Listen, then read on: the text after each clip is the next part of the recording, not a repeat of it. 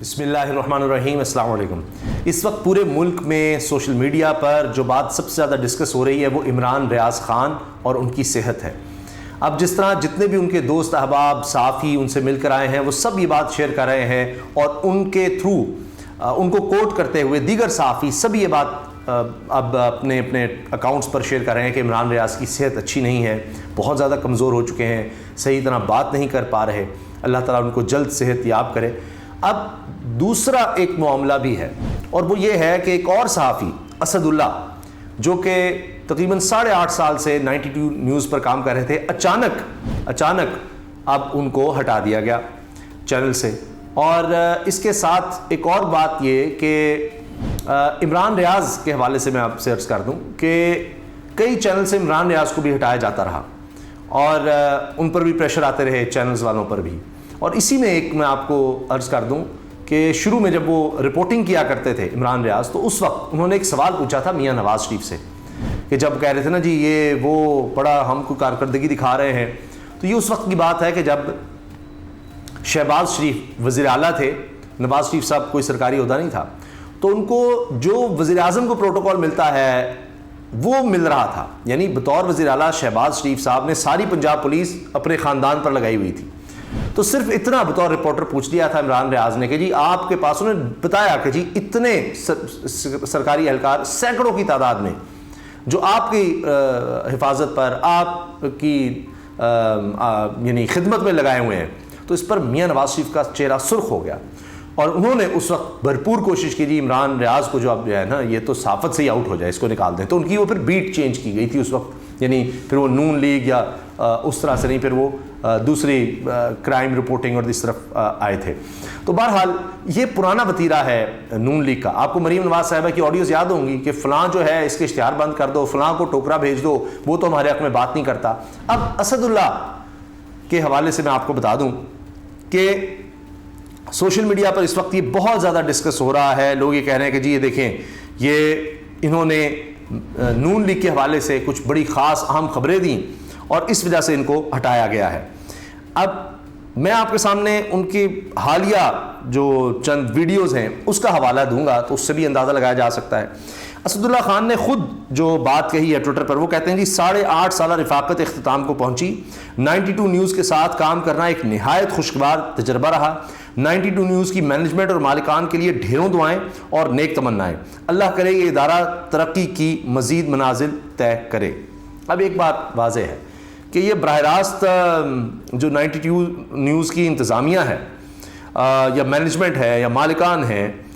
انہوں نے تو خود یہ فیصلہ نہیں کیا، ورنہ ان کے لیے اسد اللہ خان صاحب نیک تمنائیں کچھ تو شکایت کرتے۔ چلیں بڑے آدمی ہیں، بڑے اچھے آدمی ہیں، تو میں آپ سب سے گزارش کروں گا ان کو بھرپور سپورٹ کریں، بڑے زبردست یہ ویلاگ کرتے ہیں اور خبر کے ساتھ خبر دیتے ہیں، ان کے اپنے ذرائع ہیں، اٹھتے بیٹھتے ہیں لوگوں میں، ہم لوگوں میں، اور یہ خبر نکال کر لاتے ہیں۔ بہت پڑھے لکھے انسان ہیں اور اتھینٹک بات کرتے ہیں، مصنف بھی ہیں، کتابیں بھی لکھ چکے ہیں، کالم نویس بھی ہیں، تو یہ بڑے زبردست صحافی ہیں۔ تو ان کو ضرور آپ ان کے ویلاگز دیکھیں اور ان کے چینل کو سبسکرائب کریں یوٹیوب پر۔ میں خود کئی دفعہ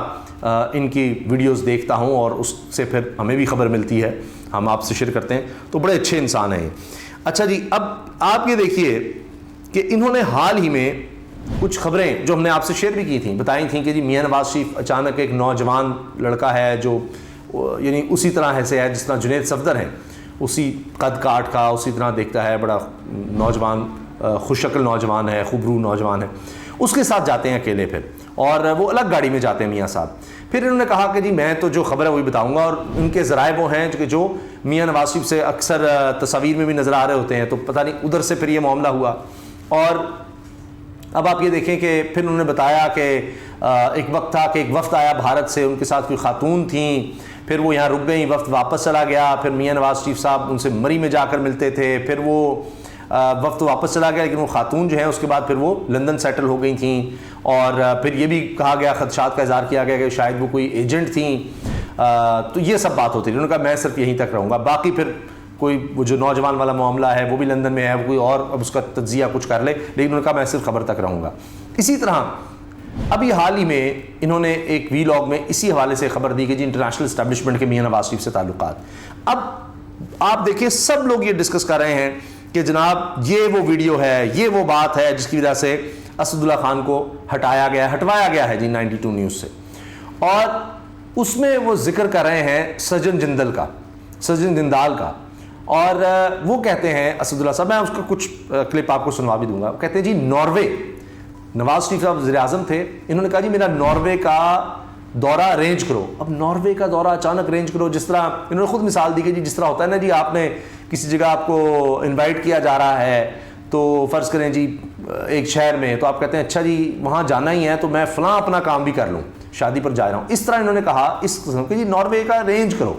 تو امبیسی کو بھی لگا دیا, سب کو جی ارینج کیا جائے, جی وزیر اعظم آ رہے ہیں. کوئی کام نہیں تھا لیکن بنوایا دورہ کہ ہونا چاہیے. میاں نواز شریف صاحب جب وہاں جا رہے تھے تو اسی وقت ایک دہشت گردی کا واقعہ جس میں لگ بھگ 100 لوگ اس میں شہید ہو گئے, اور پشاور میں غالباً واقعہ ہوا, 100 لوگ شہید ہو گئے. تو کہا گیا کہ اب دورہ میاں نواز شریف کو نہیں کرنا چاہیے, لیکن میاں صاحب نے کہا نہیں میں تو جاؤں گا, اور میاں صاحب جناب گئے. اور بڑی تنقید ہوئی کہ اس وقت ایک وزیر اعظم کو نہیں جانا چاہیے تھا اس طرح کے دورے پر, کوئی خاص دورہ بھی نہیں تھا, ایسی خام خواہ کا ارینج کیا ہوا. تو بہرحال جی میاں صاحب تو چلے گئے. اب جب وہاں گئے تو وہ ریڈسن ہوٹل ہے, یہ کوئی بہت بڑی چین, بڑی اہم چین ہے جی, بڑے زبردست ہوٹل ہے, وہاں پر ٹھہرے. جس طرح آج کل ہمارے انوار الحق کاکڑ صاحب نہیں جا کر ٹھہرے بڑے بڑے ہوٹلز میں. تو بہرحال تو وہاں پر ٹھہرے. پھر کیا ہوا کہ انہوں نے اپنے سٹاف کو کہا کہ جائیں گھومیں پھریں, آپ ناروے انجوائے کریں جناب, جائیں شہر میں گھومیں پھریں. ناروے زبردست شہر ہے یہ, ناروے ملک کا جہاں پر ٹھہرے ہوئے تھے, تو اس ملک کے شہر میں جناب گھومیں پھریں. اچھا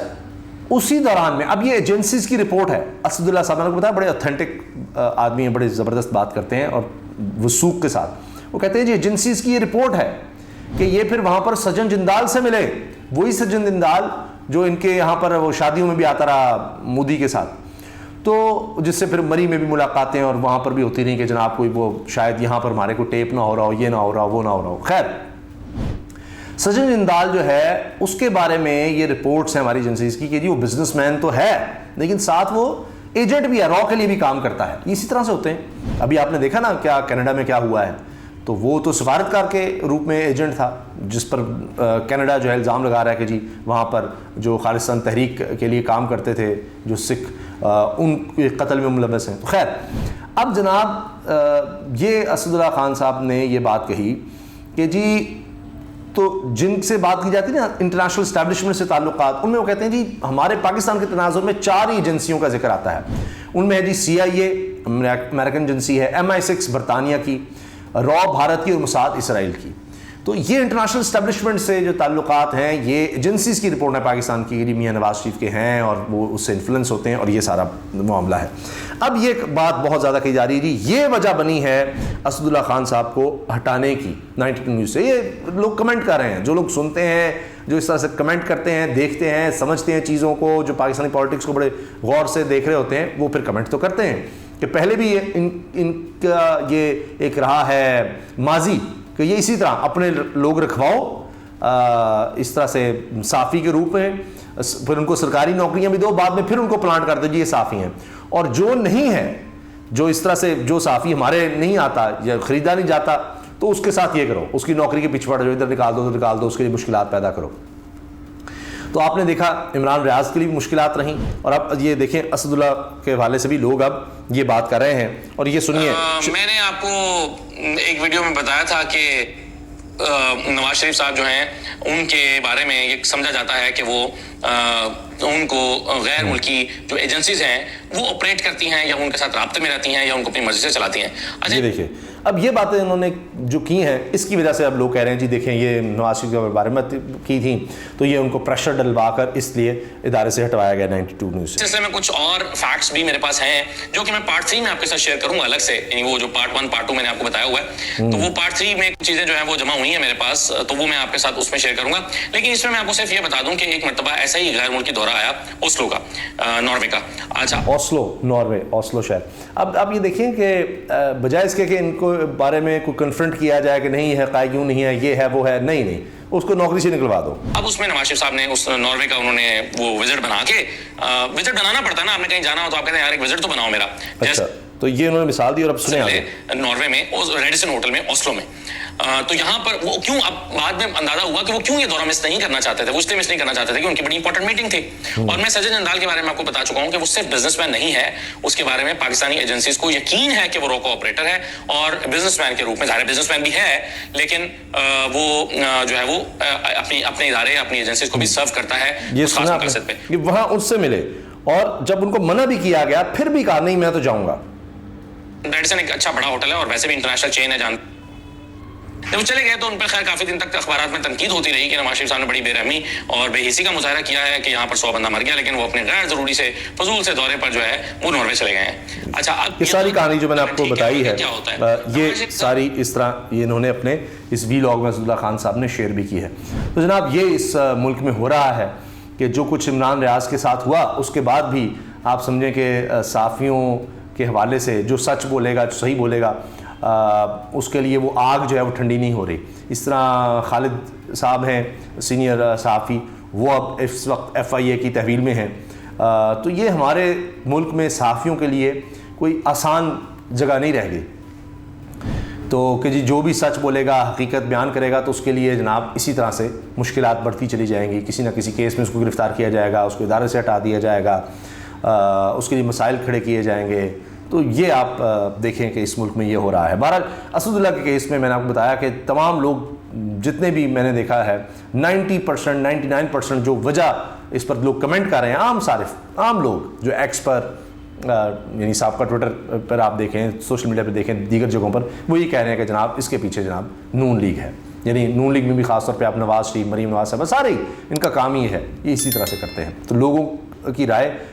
یہی نظر آ رہی ہے سوشل میڈیا پہ. اللہ حافظ.